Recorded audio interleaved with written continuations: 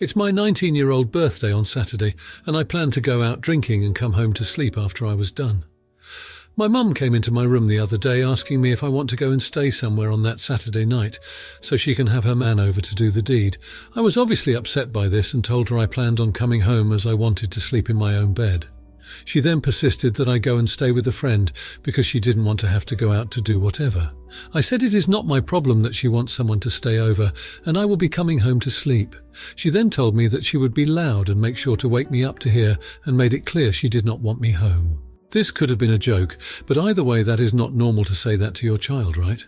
For context, I have been hearing my mum have intimacy with her boyfriends at the time since I was around 10 years old, and I had complained multiple times at hearing this. I obviously don't want to come home and hear my mum having intimacy, but I also want to sleep at home, as it is my bed and I too live there. We've been going back and forth on this, and now I'm going to stay somewhere else, but I still feel like she's in the wrong for asking me to leave in the first place. IDK what to think. I understand where she is coming from, but still. Edit. I feel like I need to clear some things up. First of all, no, I do not pay rent because simply I cannot afford to. I live in the UK, so there's no underage drinking. I cannot simply just move out. That is easier said than done.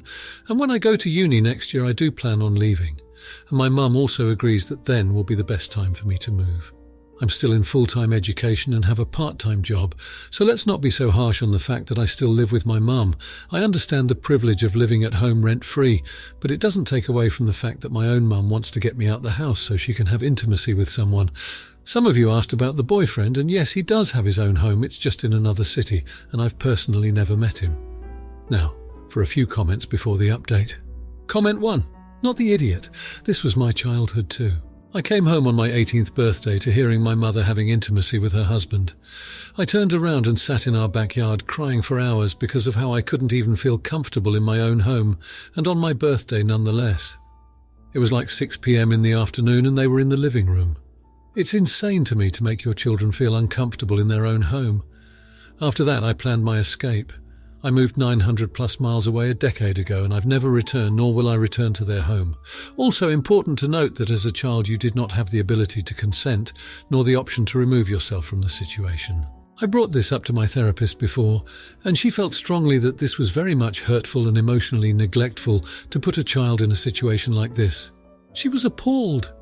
And so am I that people are saying you're TR for being upset about this, considering your whole childhood you were forced to hear intimacy acts against your will. And honestly, I don't care if you're paying rent or not. Being a parent doesn't end when your kids turn 18.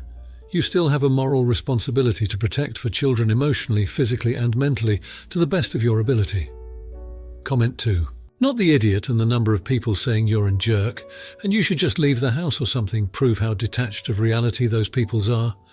You literally hear your mum having intimacy since you're 10, and she literally threatens you with being loud during the deed, especially when you complained about it. A kid shouldn't have to hear their parents have intimacy, especially when it's multiple strangers. It can be traumatizing. She can still have intimacy with whoever she wants. The kids just don't need to hear it, earths. And yeah, I know, the kids should be out of the house at 18, yo. We're going to come and be like, well, it's not her house. Yes, it is. She literally have the same rights as her mum, even if she doesn't pay, which she literally got out of high school at 18. Or maybe later, not even yet if she's got held back for a year or more. But I guess the parents ready to throw out their kids immediately when they turn 18 can't think of that, or other scenarios where life isn't all rose-tinted and easy. Comment 3. Not the idiot. Your mum sucks, both meanings of the word, obviously. I'm 40, a dad with a live-in girlfriend. We have intimacy regularly while our teenage and preteen kids are in the house. We shut our door, and it's usually done at night when we have our loud fan on so no one can hear what's going on. There are ways to get some with kids in the house that don't disturb anyone. Telling your kid to leave so you can get laid is pretty crappy, especially on their birthday. OP, be sure to put on your noise-cancelling headphones that night. Or, if you're feeling extra petty, make a sign of encouragement to place outside their door for when they're done. Maybe some water bottles for dehydration and cookies, or even the phone number to a pharmacy that sells the morning after pill. Now for the update. So guys, it's been about 6 months since that whole fiasco with my mum and her boyfriend, and I've got some pretty surprising updates. Firstly, I moved out. I decided that I needed my own space, especially after that incident. I've been renting a small apartment closer to my job and school, and honestly, it's been refreshing to have some independence. It's also been good for my relationship with my mum. We've been seeing each other regularly, and it's less tense now that I'm not constantly there to witness her romantic life. Now, here's where it gets interesting. My mum and I had a deep heart-to-heart about the whole situation. She admitted that she didn't handle it well and apologized sincerely for making me feel uncomfortable. She said she didn't realize how much it affected me. In hindsight, she felt embarrassed about her actions, and I could tell she really meant it. Furthermore, she's been seeing a therapist. Apparently, she'd been struggling to balance her personal life with her role as a mum. She said she felt guilty for neglecting my feelings, but didn't know how to go about addressing it. The therapist has been helping her communicate better and consider others' perspectives. It honestly took me by surprise. I never expected her to take such steps. It made me realize that parents are human too, and they can make mistakes. The willingness to apologize and to change was something I genuinely appreciated, and it definitely repaired our relationship. I'm not saying everything's perfect now, but it's better. We've both grown from this experience, and we're continuing to understand each other better. So, to anyone who may be in a similar situation, sometimes it might take a while for people to realize their mistakes. Patience and communication are key. Just thought I'd share this with you guys. It's been a wild ride, but I'm glad I stuck it out. You never know how things might turn around. Now for the comments. Comment 1. Not the idiot, you were put into a tough situation, and it sounds like you handled it with grace and maturity. It's not easy to confront a parent about their behavior, especially when it involves their romantic relationships. It's clear you prioritized your emotional well-being by moving out, which is a very commendable decision. While it must have been hard, it seems like it was the catalyst your mum needed to recognize her mistakes and take steps to improve herself. It's heartening to hear she's seeking therapy to better balance her personal life and responsibilities as a mother. Comment 2. Not the idiot. From your story, it seems you've shown great resilience and patience during this difficult time. Moving out and creating your own space must have been a challenging step, but it seems like it was necessary for both you and your mum to grow. It's encouraging to hear that your mum acknowledged her behavior and is making efforts to improve with therapy. This shows she's willing to take responsibility for her actions and wants to mend your relationship. This is a great example of how sometimes adversity can lead to growth and understanding. Comment 3. Not the idiot. The way you managed this situation shows a lot of wisdom and maturity. It's impressive that you were able to take such a decisive step and move out to protect your own mental and emotional health. Your actions seem to have served as a wake-up call for your mum, pushing her to acknowledge her shortcomings and seek professional help, which is a tough but necessary step. It's heartwarming to see that your relationship with your mum has improved and you both have grown from this experience. Your advice about patience and communication is spot on. It's a key aspect of maintaining healthy relationships. Now, for the next story, my wife and I each brought a daughter from previous relationships into our marriage.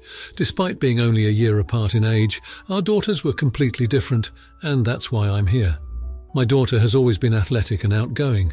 Growing up, she played basketball, softball, soccer, volleyball, and even golf. In middle school, she picked up tennis and never looked back. I paid for her to have private lessons, and when she found out how much I was paying for those lessons, she decided that's what she wants to do as her teenage job. She's now a junior and is one of the best players on her high school team and teaching tennis lessons. She teaches elementary school kids and charges $75 per hour per kid. With her skills and outgoing personality, she has a waiting list of kids and makes about $1,200 a week. She could make more, but I limit her hours so that she can concentrate on school. My stepdaughter is reserved and not very athletic. We always tried to sign her up for the same sport and team as my daughter, but she either objected or quit a couple of weeks in. I get it. Sports are not for everyone, so I never made her feel bad about it. She recently turned 16 and got a job at a burger place nearby. She's making $13 an hour and brings home less than $200 a week. My daughter recently decided that she wants to be independent by buying her clothes and electronics with her own money. Obviously, she can afford the latest styles and gadgets. She recently brought herself the top-of-the-line Mac.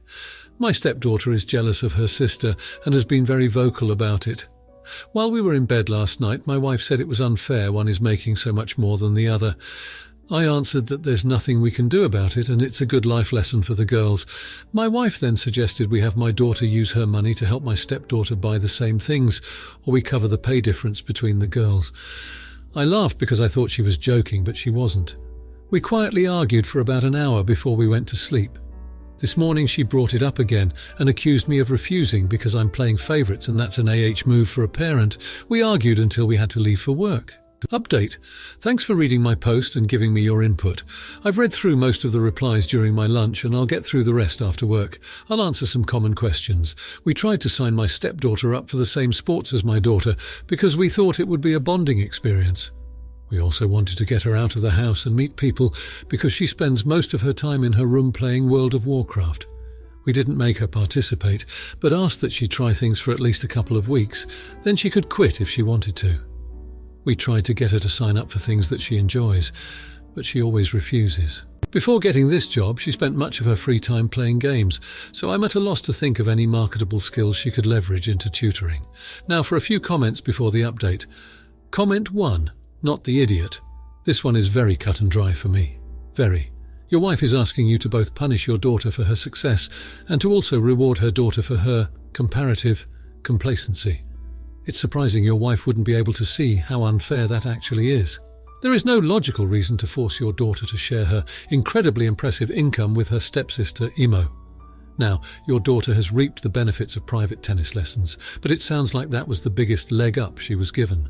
I can see you and your wife paying to give her daughter a similar leg up if she showed the interest, but ultimately, both of these young women are sleeping in beds they've made. Your wife is being entitled and unreasonable. There is nothing wrong with daughter's existing income.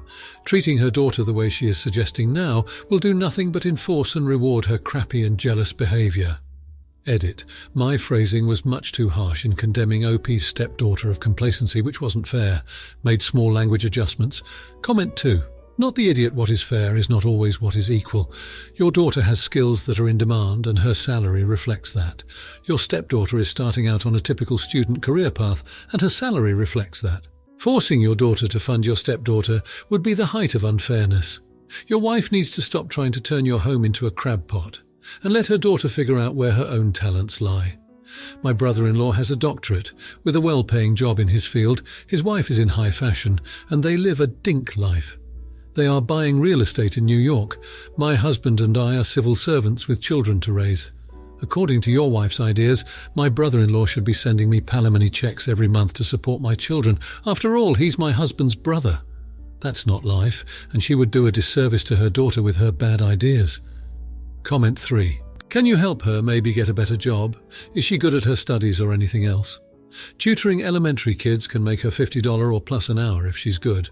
I have never been sporty, but I make the bank tutoring while in school. Also, as your daughter tennis lesson were so expensive, I know I have a kid doing it and $100 is the minimum for a tennis teacher. Did stepdaughter have the privilege or receiving equal financial help in cultivating whatever her hobby passion is? It's not your daughter's job to help her sister out, but it is parental duty to offer all kids equal opportunities and then let them put to fruition. Now for the update. Well folks, here's the update. We were able to sit down as a family and discuss the situation. I explained that each person's journey is different and that comparing ourselves to others can only lead to discontent. I tried to emphasize how we each have unique gifts and talents and that success is not measured by a paycheck. It was a bit of a heavy talk, but I think it sunk in. Something wonderful happened after that. My biological daughter, the tennis champ, offered to help her sister get a higher paying job by teaching her some tennis and letting her assist in the lessons. She shared that she had already spoken to her boss and there was a slot available for an assistant coach. It would mean better pay and schedule for her sister. My stepdaughter was initially hesitant, but she agreed to give it a try. The whole experience brought them closer together.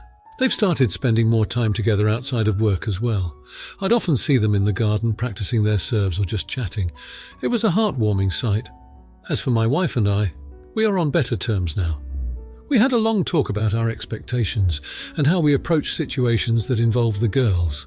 We agreed to communicate more effectively and make decisions that consider everyone's feelings. It was a difficult lesson to learn, but it made us a stronger couple. The best part, my stepdaughter, who was never into sports before, is now showing a genuine interest in tennis. She even mentioned wanting to take it up as a hobby. It's amazing how things turned out. We're still working things out, but I think we're heading in the right direction. Thanks for all your advice, it made a world of difference. Now, for the comments. Comment 1. Not the idiot. It seems like the biological daughter went out of her way to help her stepsister better her situation. She could have easily kept her skills to herself, but instead she chose to share them to help someone else. This is a beautiful example of familial love and bonding. The parents also did a great job by talking things out instead of making assumptions or decisions without each other's input. Communication is key in any relationship, and it's great to see that being practiced here. The stepdaughter also deserves credit for being open to learning new things and embracing the opportunities provided. Comment 2. Not the idiot. This is a beautiful example of how a blended family should function. The biological daughter is displaying empathy, compassion and understanding towards her stepsister, which is commendable. The parents are also setting a great precedent by engaging in open dialogue about their expectations and concerns. This proactive approach to parenting is not only beneficial for the parents, but also for the girls, as they are being shown that their feelings and opinions are valuable and respected. The stepdaughter's interest in tennis is a testament to the positive influence of her new family. Comment 3. Not the idiot. The family appears to be fostering a healthy, supportive environment for both girls. The biological daughter's offer to help her stepsister is a clear example of the selfless love and camaraderie that should exist between siblings. The parents are also playing their part well by discussing their expectations and approach, which promotes transparency and understanding. The stepdaughter's interest in tennis and her willingness to learn and grow is a positive outcome of this supportive environment. It's great to see a family coming together and growing stronger through open communication and shared interests. If you like this video, you'll probably like these too. Also, while you're here, please consider subscribing. It's your support that keeps this channel alive and allows me to make better and longer videos. Have a great day!